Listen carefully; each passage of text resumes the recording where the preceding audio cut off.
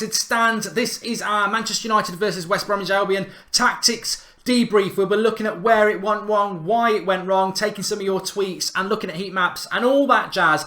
But I just want to stay straight away. I'm just going to call a spade a spade. That loss was on Jose Mourinho. And coming from somebody who is well known as being a Jose Mourinho inner, and I still am a Jose Mourinho fan, it doesn't mean I'm out just because I blame him for that loss, because at the end of the day, I respect him. I think he's the right man for Manchester United. But I ain't going to jump off a cliff for him just because he tells me to do it. That's not how it works. And he was to blame for yesterday, and I'll explain why. But everyone's got their own opinion. Some people want to put it on the players, some people want to put it on the manager, some people want to put it on both.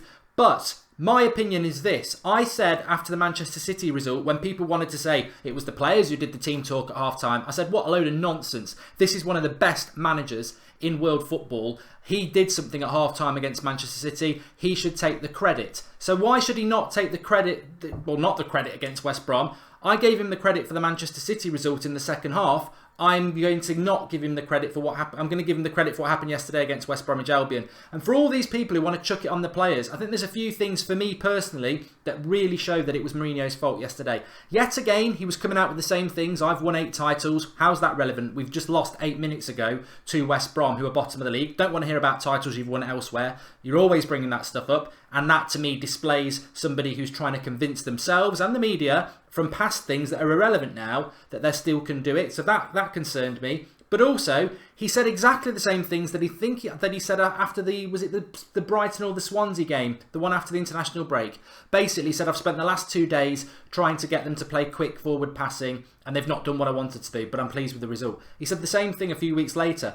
That reflects on the manager. The manager buys the players, the manager picks the team, the manager chooses the substitutions, the manager is in charge of that team. If they're not doing it, by blaming them and deflecting the blame onto the players, for somebody like me, and I think some people as well, I don't fall for it. I don't blame the players because I think you're the manager. You're in charge of those players. If they're not doing what you're telling them to do, that's a failing on you as a manager. If you're working at McDonald's and you tell someone to put some cheese on a burger and they don't do it, once you tell them off and say if you don't do it again, you're out the door. If they don't do it, if they keep not putting the cheese on the burger, then you are incompetent as a manager and you are likely to get sacked as well. That's how it works. You can do it once, but you can't keep telling the public that it's the players' fault. They're not doing what I'm telling them to do. A lot of these are players he bought. He's been here, even if he didn't buy them, he's been here for 2 years, so he should have got rid of them.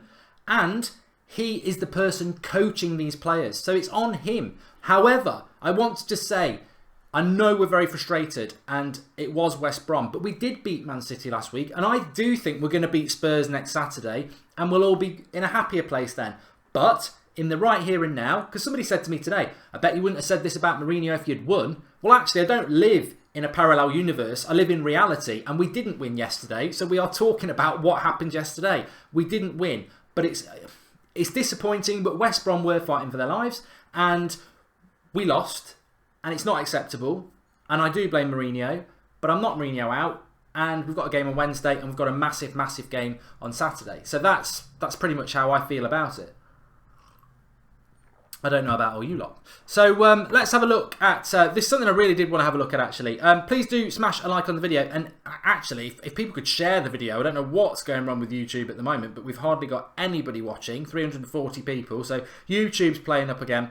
Please do hit a like on the video and share it please, that'd be fantastic. But the first thing I wanted to show you is this tweet here. Because it's not all about my opinion, I need to look up a bit. This was from Man United channel. This says, the result is not on Mourinho. At half-time, all the Twitter experts called for Lingard, Martial or Rashford to provide width.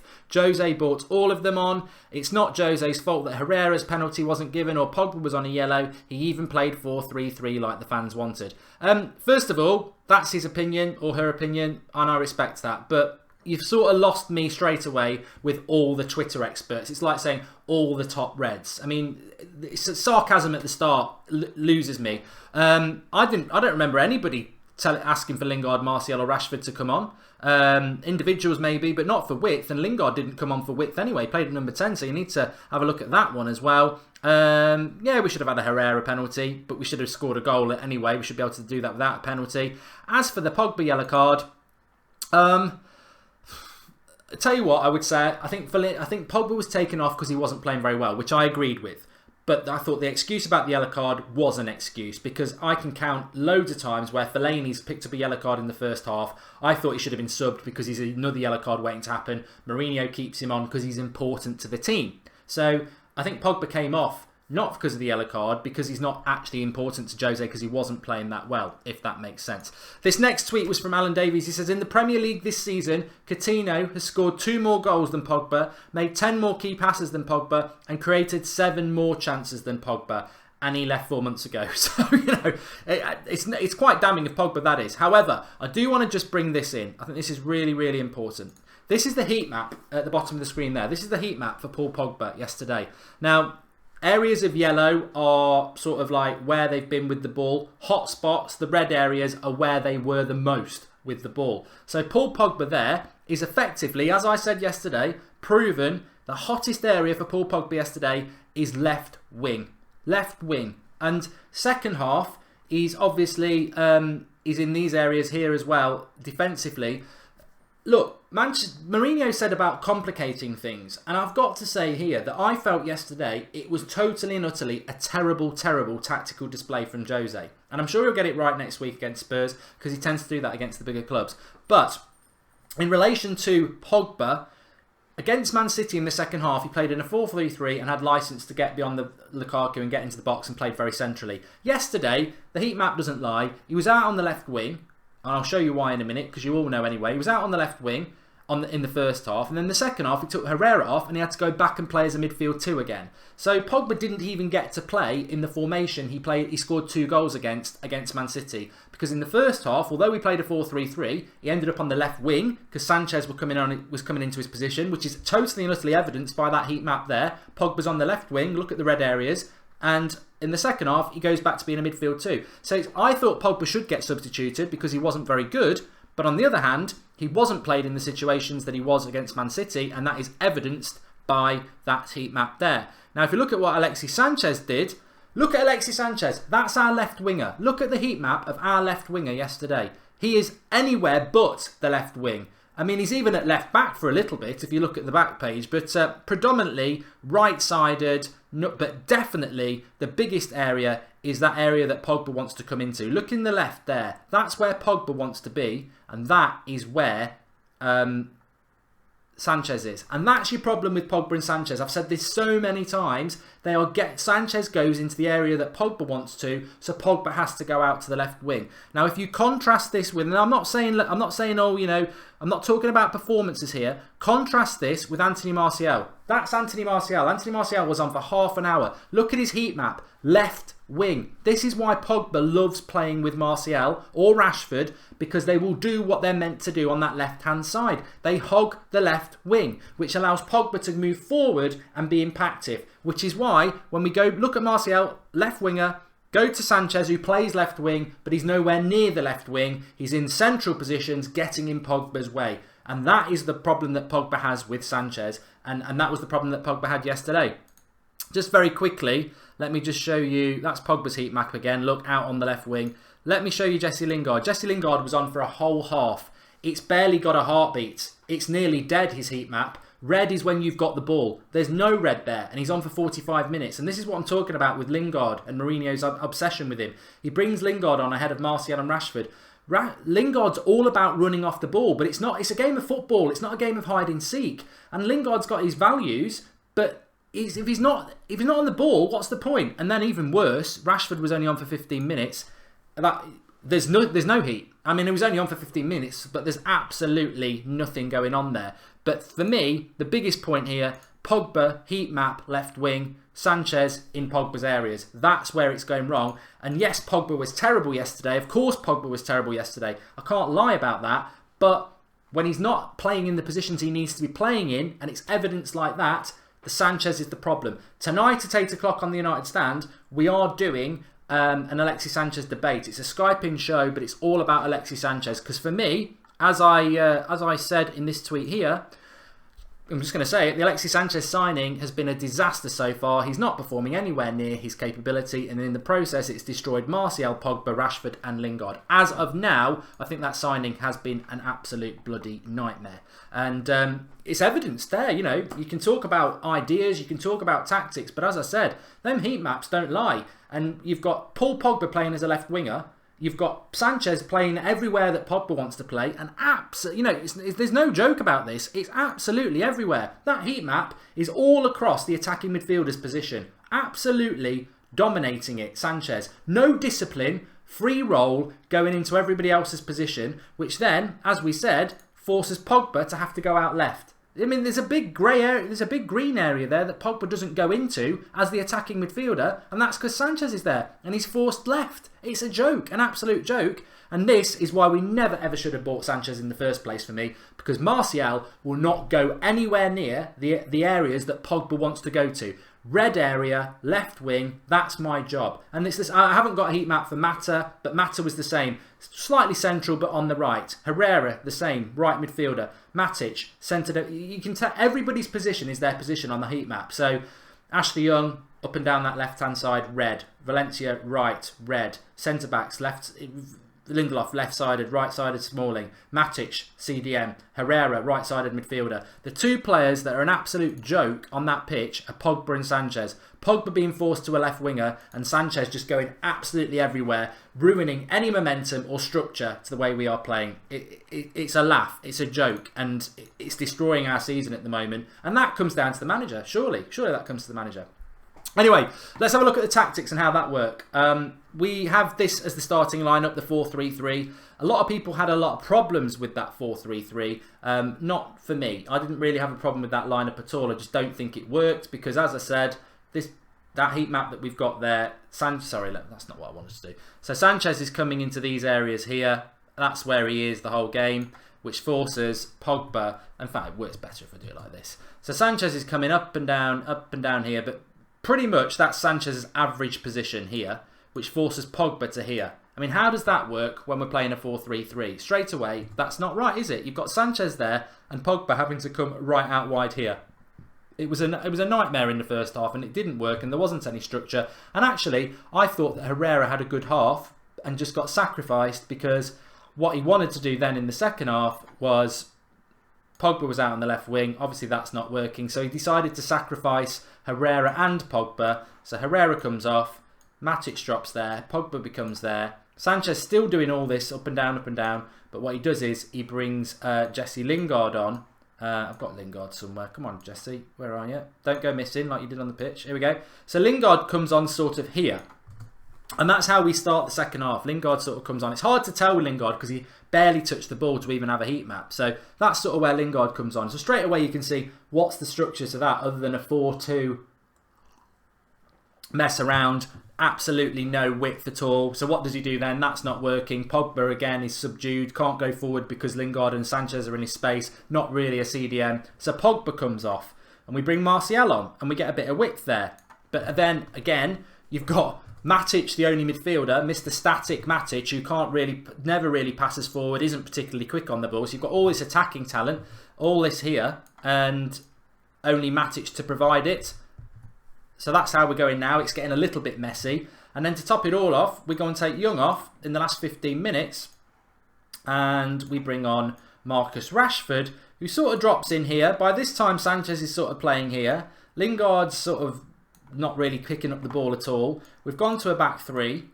And this was us for the last 15 minutes. Absolutely chaotic. I just don't know how people are trying to say it's on the players when you're playing a formation pretty much like that. You've got, how many? 6 forwards. Matic is the provider from midfield. 6 forwards all getting in each other's way. And like I said, Rashford virtually didn't touch the ball in 15 minutes. Lingard hardly touched the ball in 45 minutes. Martial had a lot of the ball and actually provided some width. Mata and Sanchez just got in each other's way and kept giving the ball away. And Lukaku, pretty much apart from that header in the second half, was starved. And people want to put it on the players. And there's the diagram for you. That's the second half for Manchester United. That's our answer to beat West Brom. A 3-1-6.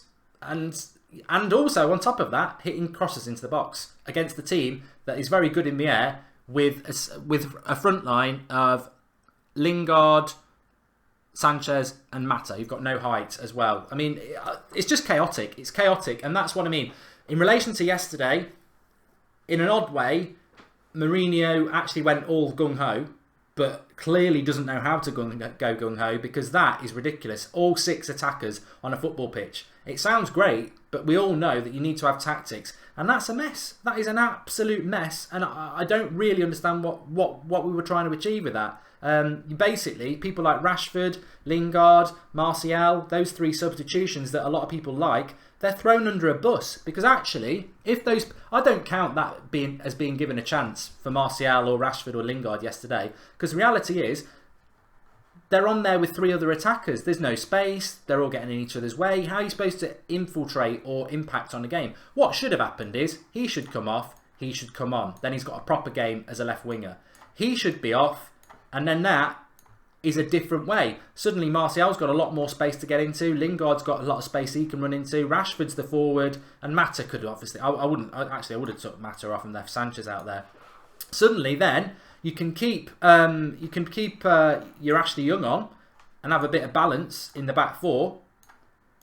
And you know what? I think this guy never should have come off in the first place. Where is he? And Herrera. I never would have took him off in the first place. That works. You know, if Pogbas not playing well, that actually works. But the chaos we had in that second half was absolutely unbelievable. And I find it ridiculous that people want to sort of say that it's on the players when quite clearly it's not on the players. I mean, the players have a responsibility as footballers, but since when? You know, Alan Pardew was manager of West Brom, wasn't he? Now, some West Brom fans will say that the players weren't good enough. They weren't doing it. Who got sacked? Did the players get sacked or did the manager get sacked? The manager got sacked. Do you know why the manager gets sacked? Because a new manager can come in and get different things out of the players. You never sack your first team and keep the manager and get him another 11 players. You sack the manager because the manager is in charge from day to day to day to day. He picks the team. He picks the sub. He picks the tactics. And when it's not working, it's his job to make it work. So I am not saying sack Jose Mourinho. I am not like that at all. I'm Mourinho in. But what I am saying is that I totally and utterly disagree that that was on the players yesterday. And I think from what we've already seen in relation to that heat map there, Paul Pogba was terrible yesterday and he deserved to get substituted. But was he terrible because of his own ability, or was he terrible because he's actually playing in a team, running up a blind alley, and unable to implement what he's all about at the moment because of Alexis Sanchez? You say you're Josie in, but you criticise him like crazy. Danny, I think you've joined a little bit late, mate. You've obviously missed what I said at the start. I'm specifically talking about that game yesterday where Mourinho tried to blame the players, and I think it's deflecting the blame. I totally put that loss on him. I thought the tactics, the subs, everything was wrong, and that's down to him. And that second half was the biggest mess I've seen at United for such a sustained period in a long time. I've seen Sir Alex Ferguson go gung-ho for the last 10 minutes of a game, but we did it for the last half an hour, and it was just chaotic. Rashford looks like he cares. Martial seems passive, says Ryan Baines. Well, I'll tell you what then, that's Rashford's heat map in 15 minutes. Absolutely nothing, hardly touched the ball at all. And that's Martial's in half an hour. Red. And that is Lingard's. No red. So, you know, you can talk about effort, you can talk about he didn't do very well, but he had a hell of a lot more of the ball and actually did what he was meant to do, hug out onto that left-hand side. So, you know, myths perpetuate again around Martial. But as I said yesterday, I ain't going to throw any of the players under the bus who were in the attack, even Sanchez and Mata, who had poor games. That second half was just a mess, and I don't think you can blame any attacker when you've got 6 players playing in 3 positions. It was chaotic, it was a mess. You basically threw every one of those players under a bus because they're professional footballers who are trained probably for the last 10, 15 years of their lives through kids and everything like that about tactics and positions, and then you put 6 players into 3 positions. It was just a mess, absolute mess. We've been very inconsistent this season, Damien Hosty, I agree. And I don't understand why he doesn't give Martial or Rashford a chance up front. Samuel, well, he just never wants to sub Lukaku, does he? And I agree, Mourinho should take a large slice of the blame yesterday. One of his worst ever games tactically, says Lynn Hall. And that's all I'm trying to say. I'm definitely not saying Mourinho out, because I do And I'll say it right here now, right now. I think we're going to beat Spurs next Saturday, and I think we're going to win the FA Cup, and I think we're going to get out of this season second place in an FA Cup. I don't think it's a great season. I think it's acceptable. I think anything less than that is unacceptable. And I think we will do that. And we will beat Spurs at the weekend. So I'm not, as I said after the City result, I'm not jumping on the bandwagon of, yeah, we're back. I saw a lot of positive things in the second half against City. But if anyone watched the Tactics debrief last week, I said, let's keep our heads. Let's focus. Let's not be like Arsenal. Let's not jump on a bandwagon. Let's take it as a step forward and let's see how big a step forward it is after the next few games. Obviously, it wasn't a major step forward because we then lost to West Brom. But after the loss to West Brom, I'm not now going to go, get rid of Mourinho, he's the wrong manager. I've been consistent that he must get his third year. He will get his third year and let's see what happens there. But in relation to that isolated game against West Bromwich Albion, I am not going to lie, I am not going to dress it up, I am not going to pretend it's not his fault because I want Mourinho to do well and I back him because I do. That game yesterday was on him. Tactically, as Lynn said, it was an absolute mess and he tries to deflect it onto the players by saying they didn't move the ball quick enough, they didn't pass forward quick enough, they didn't do this, too many touches. Well, he's right. He was right about that. But he said this 3 weeks ago. What's he been doing for the last 3 weeks? These are his players. He bought them. He picked them. The average age of that team yesterday was just under 29. 29. Most teams are averaging about 26. Why have we got such an archaic old team that's moving the ball around so slowly? Because he bought it. He put that team together. He bought Matic. He bought Sanchez. He plays Young and Valencia at fullback. He's put this team together. If it's slow and lethargic, has he ever considered it's because a lot of it's quite old and coming towards the end of its career? Now, yeah, we can go back to the Pogba thing, but we've disproved that. Pogba was not able to play in his position yesterday because Alexis Sanchez was all over it. How can it's all right saying, well, they're professional footballers, they should be able to work with each other. They should do. But when you've got a player operating in your position, what are you supposed to do? I'll tell you what he's supposed to do. He's got to go to the left wing. He's got to go to the left wing, which is what he did. Out on the left wing, that red bit. Paul Pogba, our left winger, yesterday. You know what I mean? It was easy to pick on Pogba, but it clearly wasn't his fault. Jose, what do the players do in training then? Wake up. Carmichael's right. I don't like playing a blame game, but when the manager puts the blame on the players, you can believe that if you want to, and if you believe that, a lot of people do, that is your right. But obviously this is my tactics debrief with your input. I get a lot of stick for being back in Jose Mourinho, but on this game, I put it on him. It was his fault. You know, you're welcome to come on, Jose, and tell us that it wasn't your fault, but actually, one, that's never going to happen, and two, you know, in my mind, it clearly is your fault. You're the manager, you picked the team, and you picked that you know, look, if anybody of any level has ever seen, and I've got rid of it there, but 6 attackers playing a 3-1-6, I just could not believe it. I could not believe it. If that was the last 5 minutes of a game, fine, but not for half an hour. Mourinho gives Sanchez the free roaming role when Pogba should be doing that, says Bushead. That's the problem at the moment. It's clear that Alexis Sanchez can do whatever he likes. And that's why tonight on the Skype show, I want as many of you to call in as possible and give your thoughts. I don't care whether you think it's idiotic to blame Sanchez, whether it's other people's fault, whether it'll be fine, whatever. We want you to call in and give us your thoughts, and we'll be doing that at 8 PM UK time tonight. It's Alexis Sanchez debate, because for me, and this again is just my opinion, I never understood the Alexis Sanchez signing unless I'll retract that. I was very excited about the Alexis Sanchez signing because I thought he was going to play on the right-hand side. Martial was having a good season, sharing the left with Rashford. Pogba was doing well in that position where he can just move into the left attacking position because Rashford and Martial hog the touchline. And then Sanchez to come and solve the right-hand side. What do? We sign Sanchez, we put him on the left wing. That means Martial and Rashford hardly get any game time. But on top of that, Sanchez likes to come inside, so that stops Pogba moving forward. And Martial, Rashford, Pogba have all been screwed over by the signing of Sanchez. So one player who's come in and not been very good, not only has he not been very good, his signing has ruined another 3 players that were very important to us. So we've lost 4 players since January with that signing. And I think actually you could argue maybe even Lingard as well hasn't been as good as he was before Sanchez signed. Because you remember Messi Lingard was pretty much December to mid-January. Sanchez comes and Lingard's disappeared as well. So that's 5 players that have been messed up. Well, Sanchez is one of the 5 by this signing. So that's what we're talking about tonight.